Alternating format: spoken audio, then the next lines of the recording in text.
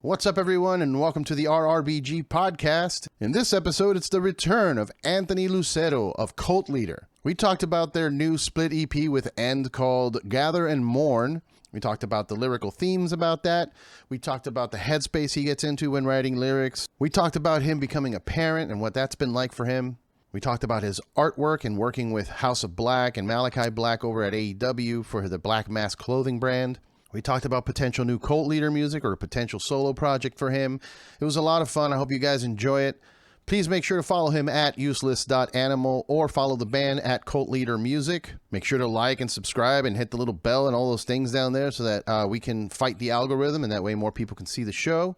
And if you get a chance, go to patreon.com/RRBG and support the podcast. Cheers. What's up, everyone? Welcome to the RRBG podcast, and I want to welcome back Anthony Lucero to the show. How are you, brother? Doing good. Doing real good.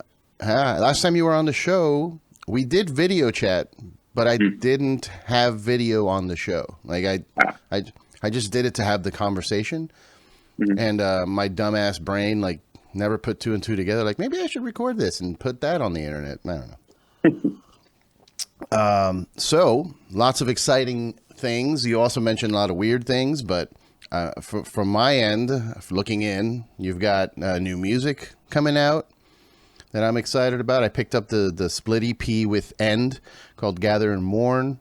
2 songs from you, 2 songs from them, right? Yeah. How'd you guys, decide to make that pairing? I'm not exactly sure who made the connection first. I mean, I know that Billy Reimer, the drummer for Dillinger Escape Plan, plays an End. Mm-hmm. So, I mean, we did that tour with Dillinger. That was their final tour. It was like a 6-week run. It was a big fucking tour. Yeah. So we spent a lot of time with him. He's a fucking cool dude. So I don't know if it was him pushing it or if all the guys in End were just into it and down.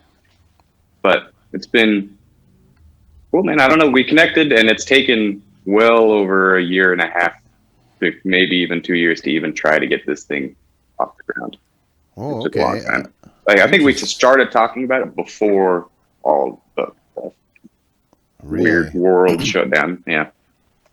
And now those songs that are on there, are these things that you were writing for just a new album, or did you write it specifically for the split? Pretty much specifically for the split. Okay. Yeah. And then we actually ended up writing 4 songs and only put out 2. So we just kind of overshot. There was some sort of miscommunication or something, but they only recorded 2 songs. And then when we presented our shit, we've got 4. And they're like, we've got to keep it kind of balanced, So we're holding 2 back. One is another just like straight banger. Like it's a really fucking good song. So I'm bummed that it's not out there. And then the other one is a lot like, it's one of our slower songs. I actually think it's like our best slow song that we've ever written. So we're trying to figure out what to do with that, because as an outlier, those songs are very difficult to weave in and out of what we do. Yeah. And since it's just kind of a one-off, we're trying to figure out what to do with it. Like, there's talk of doing another split with someone else. Like, that's another band. It's like straight up indie band. It is into it. And we might just maybe record another one and put out like just a couple slow guys, but not quite sure what we'll do with that yet. But they're there, and I want them out there. I'm bummed that they're not out there. Sure. Yeah, I mean, I've never really understood that idea. I've seen bands that, oh yeah, we wrote 36 songs for the new album, and we're only putting out 12. It's like, where's the other stuff? Like, yeah. I mean, we some bands still do the B-sides thing, but I've never been one to waste a song, or spend my time on a song to just throw it out. Yeah. When I was doing the band, it was every song counted. So I never got that idea. Yeah, I mean, they were written for this split, but then it would have caused a wild imbalance. So just like keep everybody and just keep it in a just force N to make 2 more songs. No, I'm just kidding. I wish we could have. I mean, that came up, like the idea of them just recording more, but they couldn't pull it together, have the time to do it. So we've just got those 2, but they were, like there's we certainly don't write songs as filler. You know what I mean? Like, there's never been a song that we've written that we're like, all right, this is just going to add time. I mean, there are songs that we've written that I feel like in their own way are just too complicated to play live. That we just don't have the means to do it. So there's a bunch of songs we've written that we don't play because we've just got like logistically not sure how we would ever pull it off. I'm sure that if we like fully focused on it, we could do it, but it's always just been like, those ones can exist over there as, you know, as album, and we'll focus on the ones that we can really like know for sure that we can knock out live. Yeah. That used to be an old, you know, thing that I forgot what band, somebody in one of the like bigger bands said something about not writing stuff that you can't play live. Mm-hmm. And I kind of adapted that too, where like, you know, I want to challenge myself to create something unique or different, but also I do want to be able to pull it off live, you know? Yeah. And, but you know, times change. And honestly, at this point, you could just pop a laptop on stage and it'll cover the rest of the stuff you can't really do, you know? You just got to get it together. Yeah. I mean, there's no way that we would ever write a song that we couldn't play together, for sure. But it's just logistically, like putting a set together. We've got a certain amount of time to figure out a set. You know, we've got to like, but if we want to do those songs, we got to put like serious time into like committing to make sure we can get those songs perfect every time. And usually the time constraints are just like, well, it's gonna take too much to do this, so we're not gonna do it. But we've had conversations like when we were gonna do Roadburn just before, you know, everything shut down. Like that tour, that whole European tour got canceled like a week and a half before. Everything shut down a week and a half before that tour. And the plan was to play A Patient Man all the way through, which we have never done. Nice. And so there's a bunch of songs on that record that we've never played that I really, really want to start playing. And I know we can. It's just that same factor. Like, these are like, we walked into a set, we're really good at these ones. We would have to really concentrate on doing everything else to make these songs work. Just mostly out of time constraints and just like logistically, it's like, okay, this is our set. But for sure, if we focused on it, we'd be playing. We could play literally anything we've ever wrote. It's just kind of, you know, choice and logistics. All right. Well, I want to ask you about, you know, you got some shows coming up, but before we move on past the EP, curious idea in my head was, you're an artist. You've done artwork for the band before. Mm-hmm. You still do art now. But the cover for the EP was actually Jacob Bannon. Like, right. Why go with Jacob? I mean, obviously he's a talented artist as well. No slight on him. I have a piece right up here. But why choose to go with a different artist as opposed to just taking care of it yourself? Yeah, it was kind of a ego check for me. Like, I had to like really put my ego away for that one because I have done, I think at one point we had one other artist do one shirt for us. Other than that, I've drawn literally everything that we've ever done. Every piece of merch, every advertisement, all the album art. Like, it's 100% my art. And I'm really proud of that. And I feel like those, like, my art really is specifically dialed into the tone of the band. And, you know, End has a completely different art style. Mm-hmm. And so the idea came up of being like, well, can we do some sort of merging of your art style? Because it's not someone within the band. They have their guy who does it, but he's very much like, you know, the visual tone of the band. Like, is there a way that we could do like a mashup and try to put two older pieces together to make it work?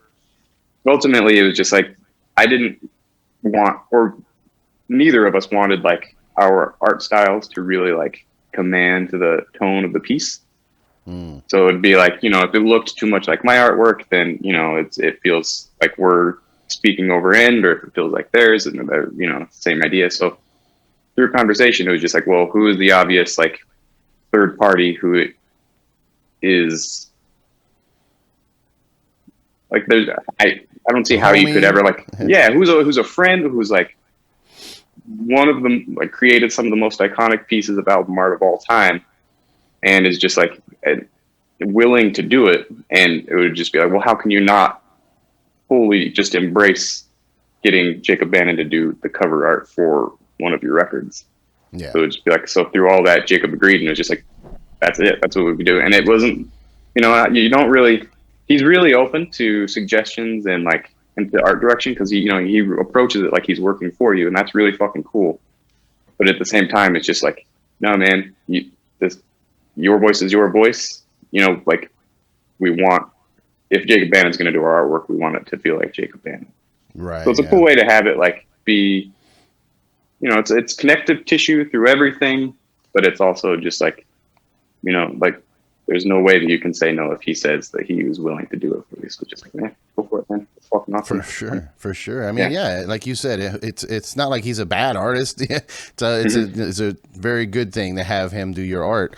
I did see, who was it? Oh, it was the 2 Minutes to Late Night guys. They were doing those Splitsville EPs that they're doing, and the way that they did it was like Jordan, but like for the Every Time I Die / Caven one, they had Jordan's art on one side of the EP, and then the other art, Thomas Hooper, I think, on the other side. Oh yeah, of the EP. But I mean, it feels just it just feels like two separate things as opposed to a nice cohesive piece. Yeah, and that's what we wanted. We wanted something to where it wouldn't just feel like one of us is trying to, have a little bit of a leg up or more visual command or even sonic command or anything. We wanted it to feel like a cool balance. We're doing it together. Everything will be as unified in its way as we can make it. So having someone else that's not either one of our specific voices to do it was nice. Cool. Nice. Are you guys working currently on a new album, a full length, or is this more like here's an EP, we're going to tour for a bit and then write a new album? Yeah, right now it's mostly just like here's the EP because it took us so long to get anything together to get this EP rolling. Because like on top of everything, I'm in Los Angeles and they're all in Salt Lake, so it's and we all are through all of this, three of us got married. I just had a baby. So it's like trying to put congratulations. Thank you.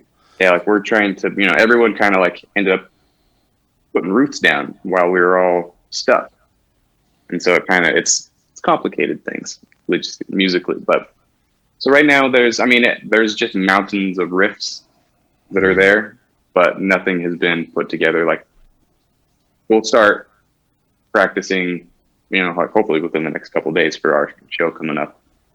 And then when that happens, it usually turns into like, okay, we'll run through the set. We'll make sure we can still play our songs. It's been fucking forever. And then after that, it's usually just like full on into like, well, here's everything we got. Let's start putting shit together. There's never been a time where we've been in a room together where we haven't been writing like as a unit. Other than that, it's just kind of like everybody's got ideas here, So it's nice time, like taking time off is nice because you can build kind of a catalog of shit to put together. Yeah. And so you haven't played a show since the lockdown, the pandemic and everything? No, man. Our last show was like the January before the lockdown, I think. And it was, fuck. That's it. That's the last time we played a show. Oh, no. Shit. I want to get into also the, how you were during the lockdown, mental health wise and everything. Because I know that specifically for musicians and artists, like that was a particularly tough time for some people. Some people just like, I don't know what happened. Their switch went off and they just got super creative. But for most people, it was a very, shitty time. So yeah. I do want to get into that, but before going into all the touring and mental health stuff, do you feel yourself musically leaning towards, as you get older now and you're more like, you said you had a kid, you have a family, are you seeing yourself kind of leaning more into less chaotic violence music and more of the slower songs, more singing, or do you feel that you're still just as angry and pissed off and have something to scream about? I feel like I'll never run out of things to scream about. Okay. Ever. But the reason I'm so interested in the slower stuff is simply because it's the thing we've done the least of. Mm-hmm. So it's the creatively, it's the thing we have spent the least amount exploring. And I feel like if we truly focused on that, we could, there's just so far that we could go in that direction. Like, and I know people hate it when a band like completely switches directions. So I don't think we would ever actually do that. But I just feel like we know what we're doing when it comes to writing fast, chaotic, angry music. Like, it's easy, and it's in its way because it comes easily. I guess it's not easy in any way, but it comes naturally. The other stuff, there's a lot more thought process and I feel like creative jujitsu, I guess, that goes into writing that kind of shit. And it's so I feel like as a fulfilling piece of art, that stuff has been really, really interesting because it's just so much to explore there that we haven't done before. And so I don't know. There have been the ideas of like, do we do an EP or like a kind of our own split where we do like one side is all just straight bangers and one side is all slow guys, or like a split out, like a double LP where one is like that or the other, or do we enjoy integrating the two? Right now it's the integration of the two, but I would still like to explore going in that direction. I like it. I like it when it's mixed up, integrated, because it gives you a break while you're listening to the album as a whole. Because sometimes I'll put on an album while I'm driving, and like it's really good to start with a banger. Get the juices flowing, and I'm driving, and it's exciting. But then, like after 3 or 4 songs of just constant chaos, you want a little breather. Nothing, not to turn it off or change it, but just a little breather, and that's when the slow guys really, get to shine, I think. Yeah, and I think we've always liked to enjoy doing that, like at least writing slower parts, even if there was no screaming in it or anything, just like something to really like change the tone. So we're playing with, I feel like our music really only plays in 2 realms of emotion, which is either just like absolute rage or total depression.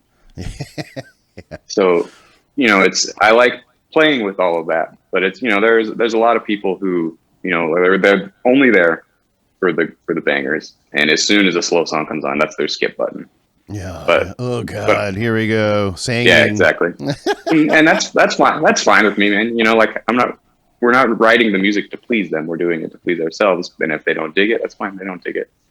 But okay. But I've always loved interludes and like, an ambient piece stuck into the middle of just like pure chaos. Cause then it does give you like kind of a reset, but there's nothing that feels better, I think, than writing a really fucking good song that is, instead of just like, here's a cool movie clip with some ambience, like how about we write really like thoughtful song so that we can have those ebbs and flows through a record, but also, still write our own music and then do like full pieces all the way through the whole thing.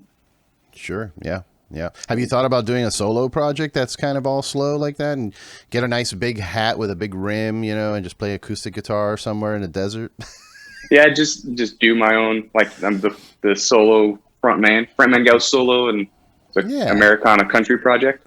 By the way, I'm not calling anybody out specifically with the hat thing. I just think it's funny. The hat's very much a part of it. If you don't get the hat, then it's not real. Yeah. There are a couple dudes I know that, do a solo thing and they wear a hat, and I'm like, okay, well, yep. That's like the Superman thing, take the glasses off, and I have a hat now. You don't know who I am. I'm a new person now. Yeah. Oh shit, man. All right. So let's go back to the shows. So you haven't played a show since, and you have one coming up. I think August 21st is the one here in LA at 1720. Let me ask you something. Were you in LA last time we spoke? Yeah, I think so. Shit. Okay. Well, we should hang out. I do a lot of things in town that could be fun if you're, wanting to go out. I don't know where you're at mentally in terms of going out. I've officially given up on the whole pandemic thing. I'm like, fuck it. I got things to do. Yeah. I'm 100% over the pandemic stuff. But the thing that keeps me at home is the baby. Oh, right. Yeah. So, of course. Yeah. So, but, I could use some friends. I'll put it that way. How's I keep jumping around, but how's the baby changed you in terms of, do you feel that change that people say where it's completely life-changing and now you're looking at things differently? How is that for you? It is basically indescribable how much of a change it is. Really? in your, like physically and mentally. Like, I don't know how to describe it. So it's one of those things where like everybody, you spend so much time anticipating like, oh boy, here comes the kid, you know? Yeah. But when it comes, there's like a level of, I don't even know how to describe it, man. It's like, have you done psychedelics? Would you say that it's kind of like getting hit with a dose of something that you've never experienced? no, the only drug I've ever done was weed. And when I do it, I want to hide from the cops under my bed. So I don't, so I don't ever really fuck with weed very much. But did it feel like something hitting you like, oh shit, you know? It is a bolt of lightning. And it's like, I keep saying to my wife, it's just like, I had no idea it would feel like this. Like all the anticipation, everybody tells you that it's life changing, but then like there's the kid and it like ego shattering where you're like, I don't care about me anymore. It's all about the baby. It decimates it like, so I guess like the almost full erasure and rebuilding of who you are in like a moment. Like, because everything is completely irreversibly changed, but there's a completely new life that your like wife made with her body, or you know, it doesn't have to be your wife, but uterus person. And it's just like, you know, like it's incredible because you get to watch it, like it's like watching a system come online that is made out of love. It's really strange. Like you see like the connections being made in the way that they look at things, the way they move, the way they do this. You see like step by step, like this person forming, and it's incredible. And then as soon as they can, you know, visually recognize you and smile when they see you, it's like, it feels like every cell in your body turns on. Like there's no feeling that I've ever felt like that before, ever. Nothing has compared to it. Like getting recognition from that tiny little human, and when they are happy to see you, there's no feeling like that in the whole world. So that is like, nothing is as important as this anymore. So if like, I mean, and I hate putting up these hypotheticals, but like, you know, if the situation came where it was like no more music ever, just got to focus on the baby, then that's it. You'll be fine. You'll be okay.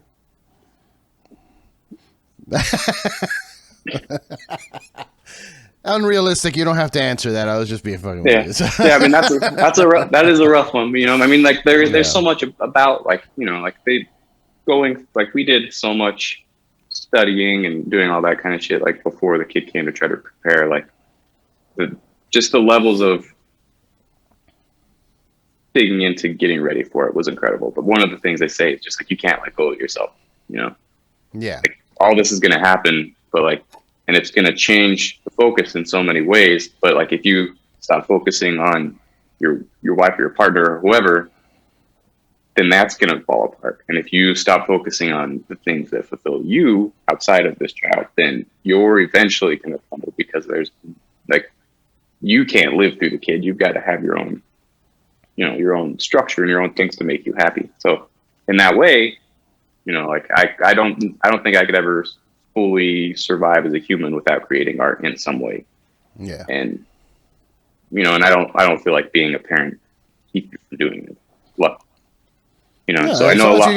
As long as it's two of you, you know, there's always that like, hey, I need, you know, this little bit amount of time to go do this, and you guys can trade off. Like, you know, she'll probably need some time for whatever, anything that she's got to go do, and you'll step in and, you know, stay with the kid for a bit. How old are we talking? Like, how recent was this?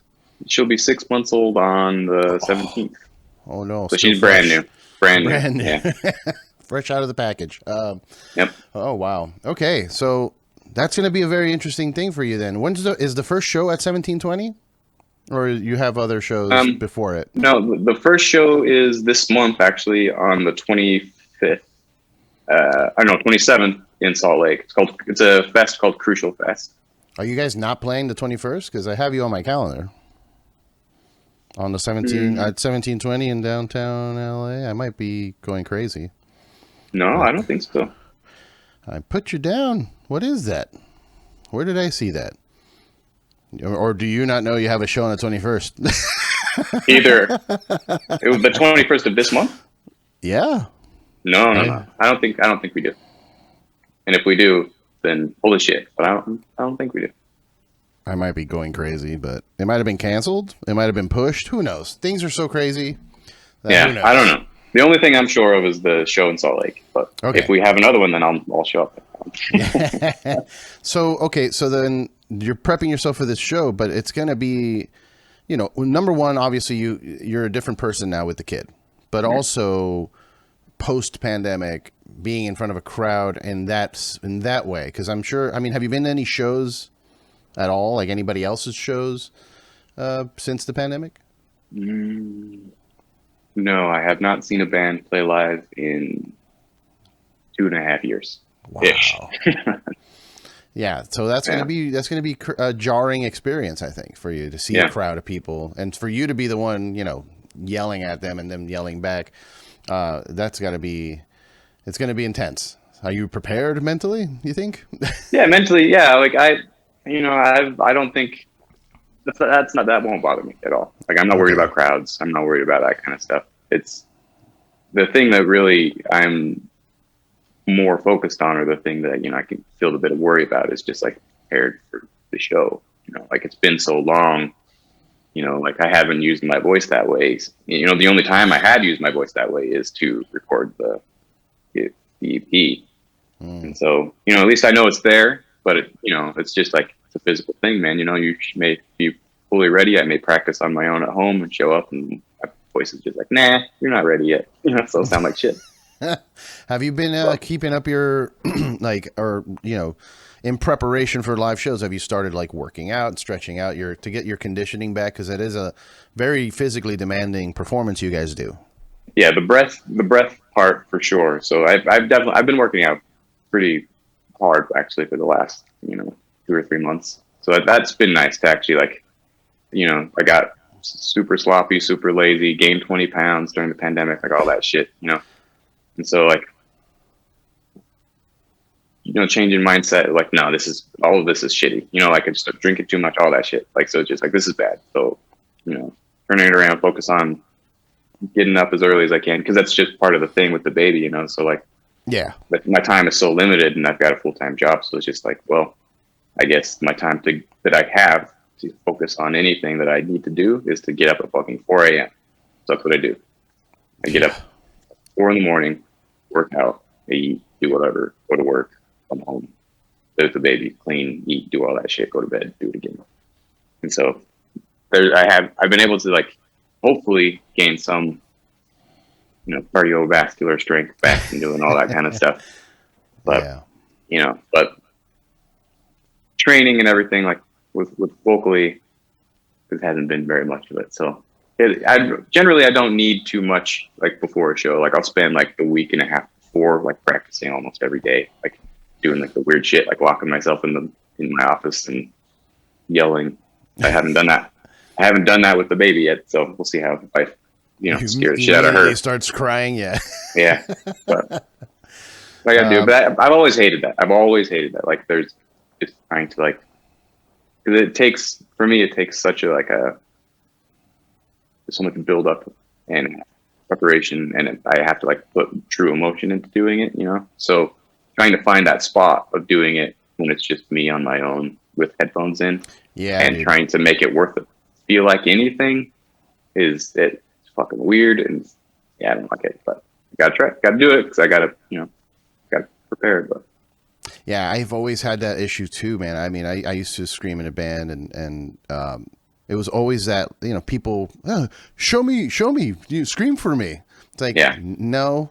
No, fuck yourself. No. Yeah, no. And even in the studio, I would have a hard time, because it's not the same as having the band there and you're in rehearsal and you get lost in the noise and you just let it out. In the studio, everything's very clean and concise, and I just don't feel as into it, emotionally as I would at a live show. So it's always been a struggle for sure. Yeah, especially recording. Recording takes a long time because there is no other time that you hear yourself as clearly as when you're recording. And so the first response always, and just because you're not fully warmed up, you're not fully ready to go. So that first like half hour or whatever of trying to like lay down vocals is always just like, this is what I do. This is a fucking nightmare. This is terrible. Everything about this is shit. Yeah. But then, like you kind of like find your pocket and you're able to, like, get the mix correct and you start, then you can really get in.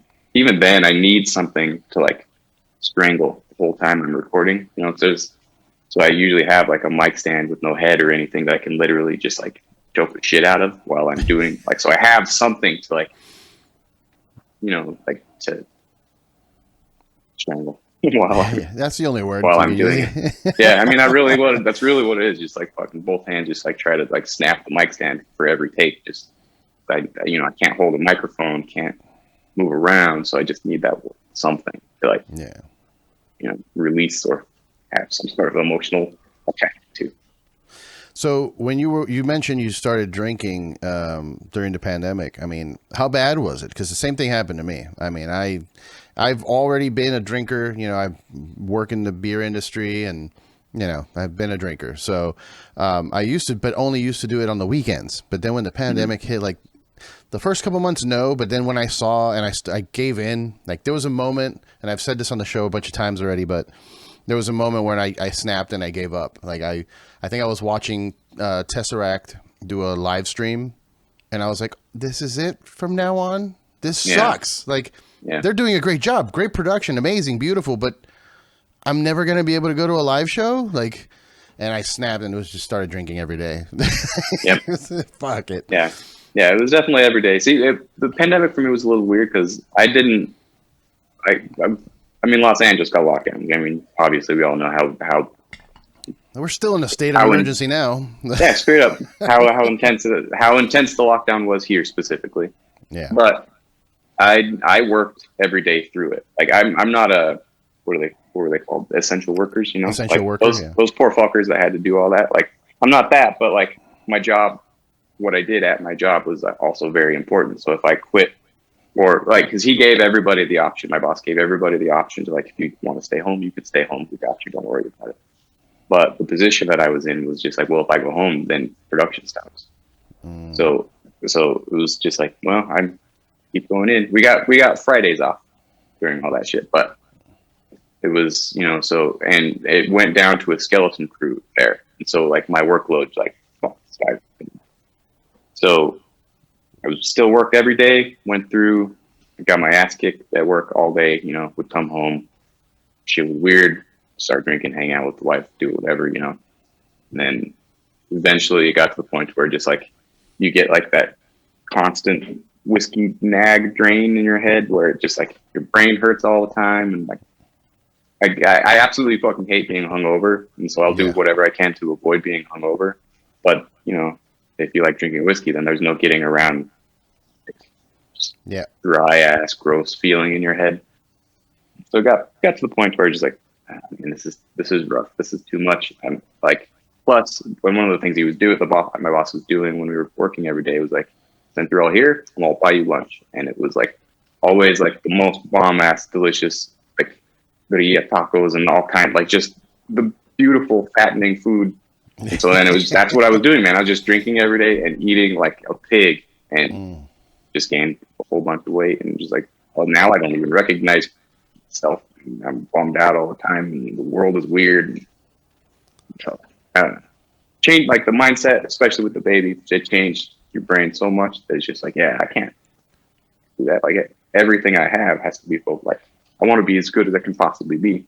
Yeah. So that I can be best for and myself.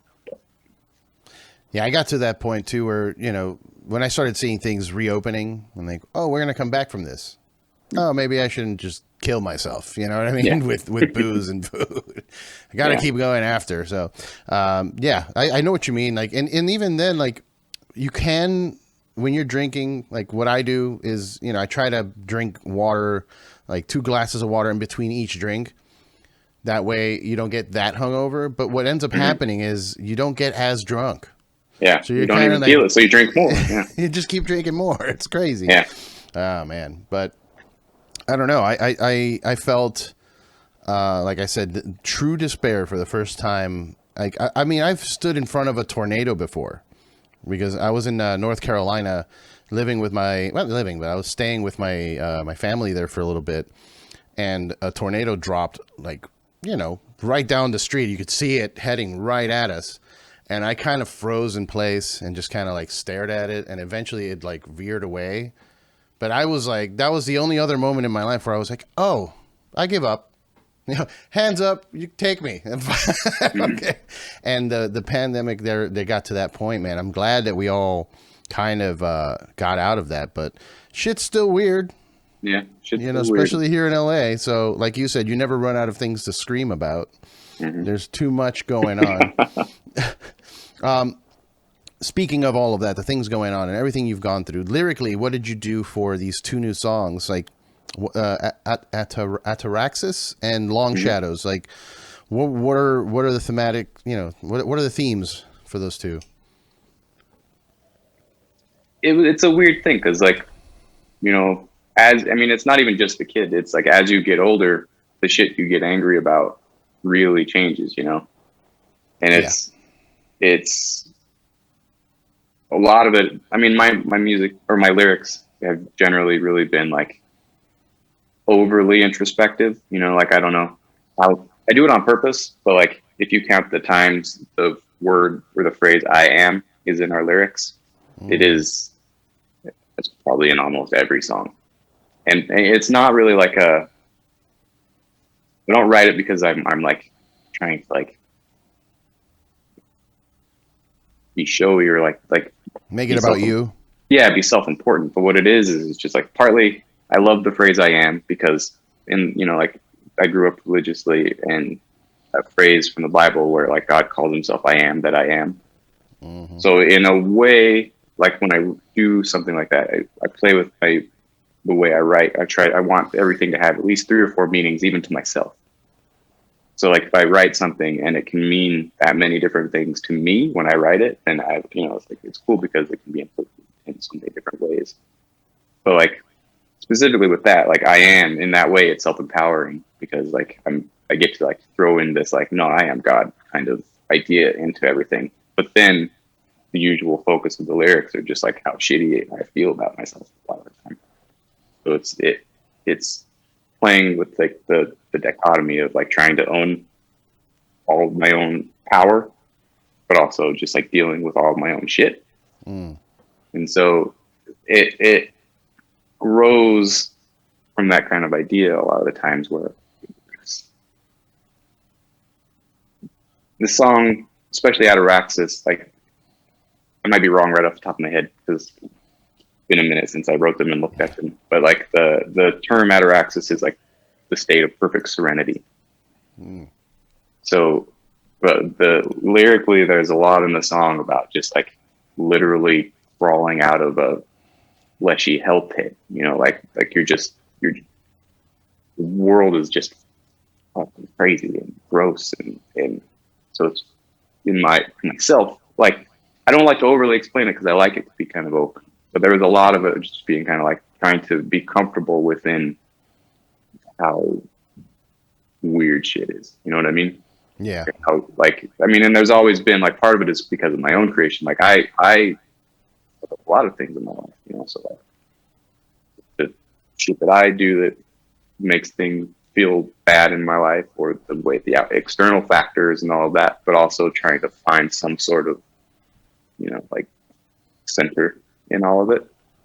And so I feel like that's kind of the core of what Ataraxis, you know, plays with, the idea that it plays with. There's still a lot more in there that, like, even if I read it to myself, I could pull tons of different meanings out of it.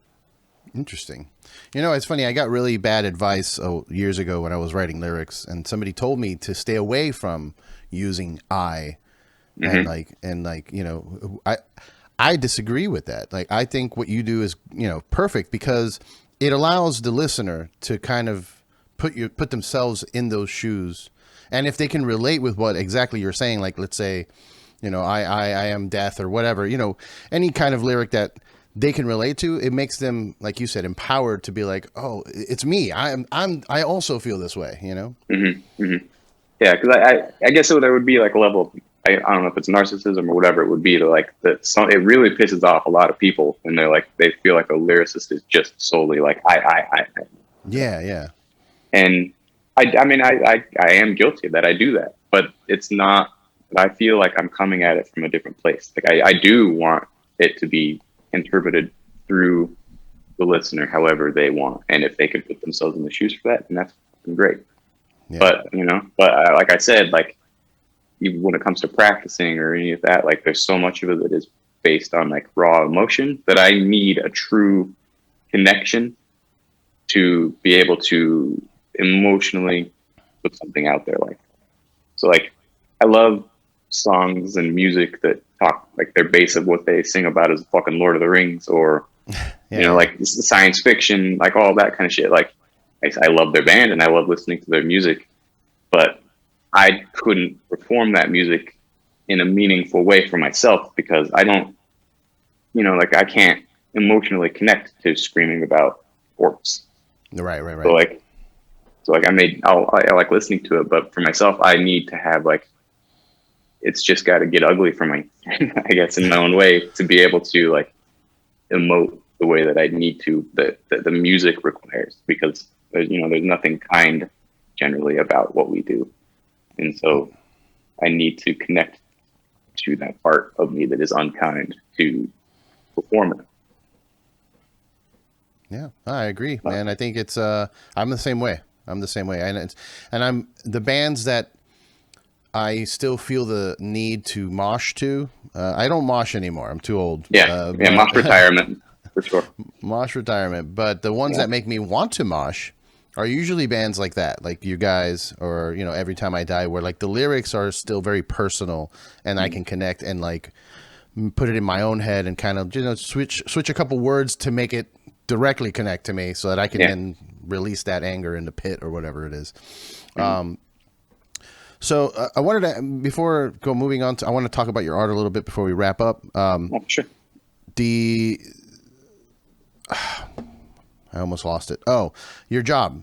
Do you mind, like you said production and you work through the panty, but you're not in essential work. So like, what are you doing? Right now I work for like, it's essentially like a high-end jewelry company. It's I'll plug them because they're cool. It's called Good Art. Good Art Hollywood. And like the way I came, it was just kind of interesting. Like the owner is a really nice dude. He's into motorcycles and, like been doing like the jewelry business or whatever for about 30 years. And I got connected to him through one of my friends in Salt Lake, who's a motorcycle builder. His name is Andy. His company is Pangea Speed. And so he makes all kinds of fucking awesome motorcycles, motorcycle parts, whatever. But he knew I was in LA, and it was the time before I lived here. And I was just kind of like back, like, in between tours, essentially what I was doing is like, we would go on tour and then I would stay with my girlfriend and my wife. Whatever. And Andy called me and he was like, "Hey man, are you in LA?" I'm like, "Yeah." And he's just like, I just did a tour of one of my friends who has like a company where he builds jewelry and does all this stuff. And he was just like, he mentioned that he needed people. He's like, "Do you want a job?" They're like, "Well, I don't know." Cause I wasn't living here, I wasn't doing any of those things, but I was just like sitting in the ass all day here, just as a work or whatever. Yeah. Like, I'll go talk to him, And so I went and he gave me a tour of the whole facility, and like, it was brand new. He just moved into this big giant space, like making a big move up. And it's literally every step of the process, from like, the homemade design through CAD, or even like carving wax molds and all that stuff, all the way through to to the finishers. So like every step of making super, super high-end jewelry is done in this one spot. And so like when I went in, I told them kind of what my deal was. Like, "Look, I'm still in a band. And, like, I was like, game work for you. Like, I would need pretty big chunks of time off to go tour and do those things." And he was just like, "Well, I don't hire people part-time, but you want to start today?"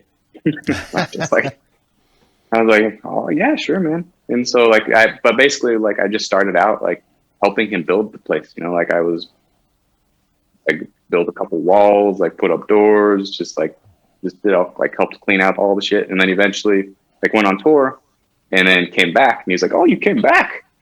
And so when I came back, he put me, as part of the production line. So I started doing, like what I was doing was making like the wax molds.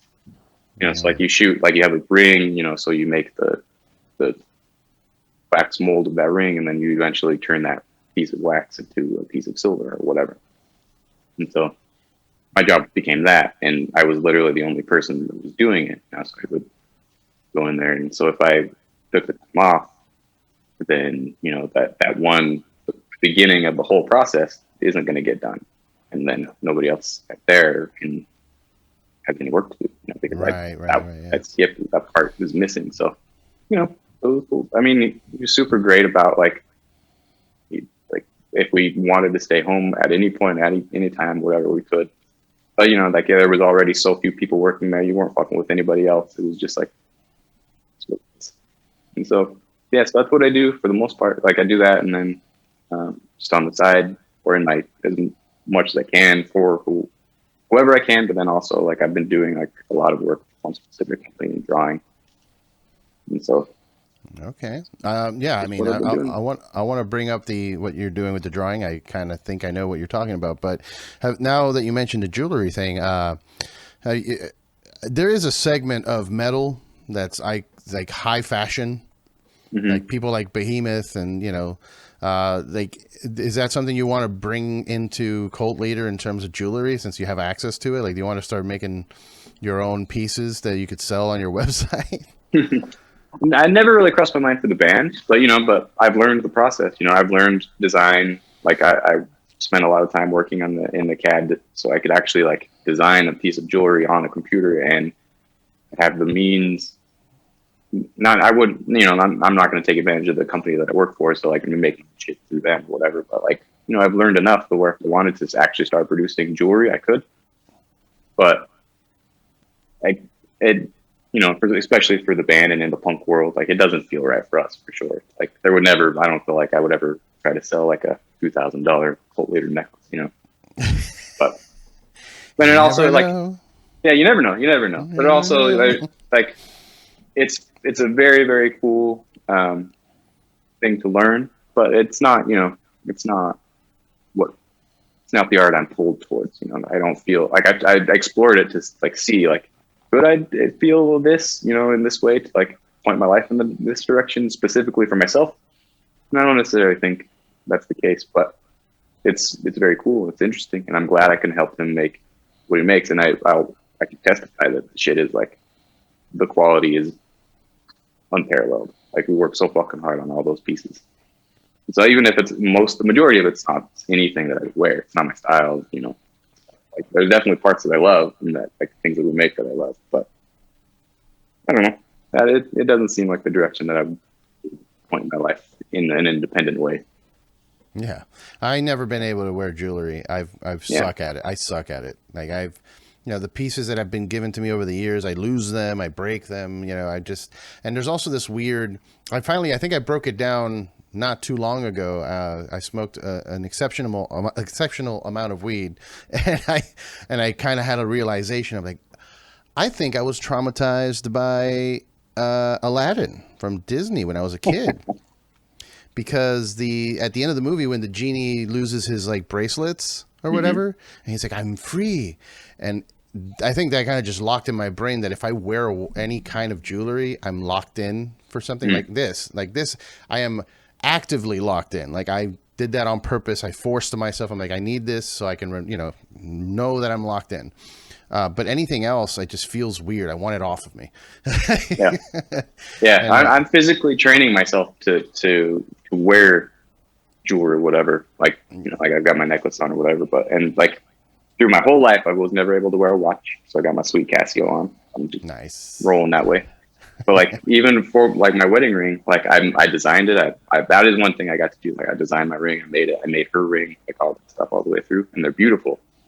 But like hard to wear, man. Like I having jewelry on. Like I feel like it just there's just something about like heavily jewelried people. It's like, yeah, it doesn't speak to it. It works for them. It doesn't speak. It doesn't work for me. Like I put on one ring and then I suddenly start feeling like fucking Steven Tyler's mic stand. You know what I mean?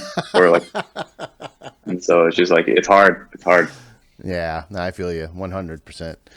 Now to the art, you are doing work with House of Black. I saw you did a design.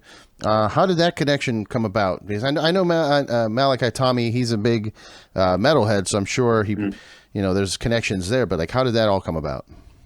Yeah, so like it's worth so it's House of Black and Black Mass. So like Black Mass is his personal brand, and like I just started following him because I, you know, like it was cool to see like once the Undertaker retired, you know, and then it was cool to see like some like a new young guy who you could tell was into heavy music. Like there was just something about it, like this guy gets it. Well, that's cool. Yeah. And he's also like playing the heel, like the satanic heel, and like doing all that kind of stuff. So it was like I dug his character. I thought it was fun, and just started following him. And that was it. And then one day he just messaged me and said that he was actually like a pretty into Cult Leader and in the band and my drawings and stuff. He's like, well, do you want to do a collaboration with my clothing brand? And so I was just like, I think so, I guess. Like, I don't know if we would have, like, we had ever considered anything like that before. I was like, yeah, that could be pretty fucking cool. So I talked to the band about it, and he's like, I know this sounds strange. Like it's like a professional wrestler for the, you know, and all of this, explaining it to them, but I promise you guys, he gets it. It's like, yeah, let's do it. Nice. And so yeah, so I did a kind of revised a drawing that I had. I gave a whole bunch, but you know, we settled on one, and I kind of revised it a little bit, and then sent it in to him, and his guys made a pretty fucking cool shirt out of it, and we sold it, and it sold really well. And so then that was just kind of a thing. So that was cool, and then not much happened, you know, for a period of time. And then he actually just hit me up again. He's like, hey, I've got another project coming up. Can you do a drawing for me? So yeah, fuck yeah, sure. So I did it. And then after that drawing, then he's like, well, do you want to come on as like a more permanent designer? Like, why the fuck not? Yeah. Why not? Yeah. And so it's been cool. Like, yeah, I've got a bunch of designs that are in the pipeline now that are coming out. And like, there's been like, he's doing like, I won't say, but there's a lot of cool collaborations that are coming out. Like I actually got to do the artwork for that are even like bands that I'm like, holy shit, I got to do a drawing for this band. That's fucking cool. Nice. So, yeah. So all that stuff will be coming out over the year, and like I'm still putting in like, it's just kind of a fun thing. Cause like as much work as I can give him or draw or whatever, then eventually it's going to find its way out and into a pipeline. And so he's cool as shit, man. He's super nice and he's rad, and it's fun he likes to give you voice messages, you know, on like, and so every time I pretend in my head that he's cutting a promo to me. Ah. You know?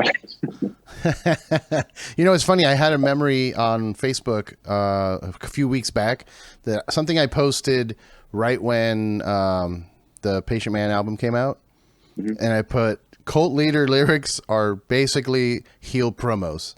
Yeah. They're basically heel promos. I feel like I could see someone just yelling that at the screen, you know? Yeah.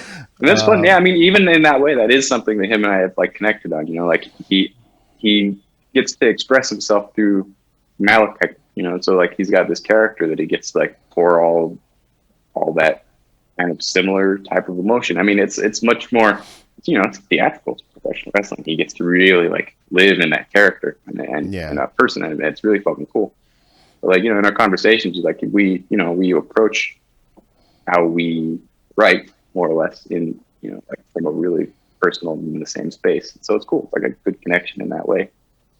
And so, yeah, like doing stuff for him, working for that brand has been really fun. That's awesome, dude. That's awesome. Like you said, you know, I'm growing up, Undertaker was my dude, and you know, afterwards, it was kind of like there was this void. You know, there was a couple characters here or there that I was like, oh, that's cool. Like Finn Balor, the demon Finn Balor was very interesting. You know, as you can see, it fits with my aesthetics. But when I saw him come up, I was like, this is it. Like even his time in WWE was cool because he had that weird like vampire entrance or whatever. But now when he's in AEW with this whole thing, and he came out with Amun-Ra music, so I was like, oh, that's my dude. You know what I mean? Yeah. That's my guy in wrestling. That's it. But that's awesome, dude. So do you watch now that you know, are you watching it more frequently now that you're kind of involved, sort of? I mean, I try to keep up a little bit, but like, I honestly, it's that where people say like when you have a kid, like you'll go for 2 years without watching a movie. Yeah, that's essentially true. Like, so like maybe I'll see 15 minutes of something every day, and if it's like if we're eating dinner or whatever, and my wife wants to watch something, then it's usually like a reality show or whatever she wants. But she just needs like she's in a place where she needs just like lighthearted stuff. Like I can't even pretend to put on nothing that you have to anything. Focus on. Yeah. But and especially nothing heavy, like which I still like thrive on horror and all that stuff. Like, the darker the movie, the more I love it. But she's just not in that place, you know. Like she's warm, trying to be warm and funny, and just like consume things that way. So if we do, then you know, I'll concede to her and like, we can do that. But yeah, so not too much. There's a lot of shit out there so far that I'm just like, oh fuck, I'd love to watch that. But are you making a list? You should make a list. Yeah, I'll need to like make a full like checklist. Yeah, like once the kid is like, you know, 8 or something, you could put him away at a like preschool or whatever. Now you have time. Like get on that list. Yeah, I mean, even just the time where she doesn't require like constant attention, which I fully love being there and want to do that. Yeah. And so, I mean, that's to me right now. It's more fun than watching movies, anyways. But there's still a lot. Like I would just love to you don't really get to turn your brain off anymore. Now it's just like something requires constant attention. Yeah. Well, in that vein, I'm gonna let you go. It's almost an hour, and I'm thanking you. You know, thank you for giving me that much time. I know how busy you are with the baby, but no problem. Everybody that is watching and listening, you're still open for commissions too, right? If you wanted. Oh, for sure. Yeah. Yeah. If you want some incredible art, I mean, I'm wearing my. The Vita shirt. Yeah. Fuck yeah. I'm wearing a piece of his art, but support. Please pick up music. If you're into heavy music, I highly recommend. I picked up the Split EP vinyl. I'm upset because a new version came out after I purchased mine. I'm like, I can't have 4, you know, different. I'm not that vinyl collector, you know. I have friends that buy every variant. I have one. I pick one, the nicest looking one. I forgot which one I picked. I know it was a colorful one, but then they dropped that red one. I'm like, shit. Yeah, that red one is sick. I like that. But yes, please pick up music. Hit them up for art if you need it, and also just you sell prints and stuff on a website. You have a website? Yeah, it's actually all on Death Wish. So beautiful. I have an art store on Death Wish. So you go Death Wish Inc. and then just put some shit up there. Hopefully, I'll put a lot more coming up. But awesome. Awesome. And you have those shows coming up. Are those listed online anywhere? The Crucial Fest one is somewhere. Crucial Fest. Here, let me pull this up real quick here, just so that we can talk about it. Oh yeah, August 25th through the 28th, Metro Music Hall. Yeah. I'm wondering where I got this August 21st Cult Leader show in my brain. But anyway, who knows? Yeah. Go see them live when they're around, and follow him at useless.animal, right? Yep. Yes, sir. Useless.animal. Brother, thank you so much. Let's stay in touch. Like I said, I'm in LA too, and I'm always doing stuff. If you want to come out to the Comedy Store, I have a show there now too, so I can bring you in whenever you want to come hang out. Okay, man. I could use some comedy. Yeah. I mean, yeah, right. I got my shit, but yeah, I could use some. Awesome, man. All right, guys. Thank you so much for watching. Cheers. Cheers. Thank you, man.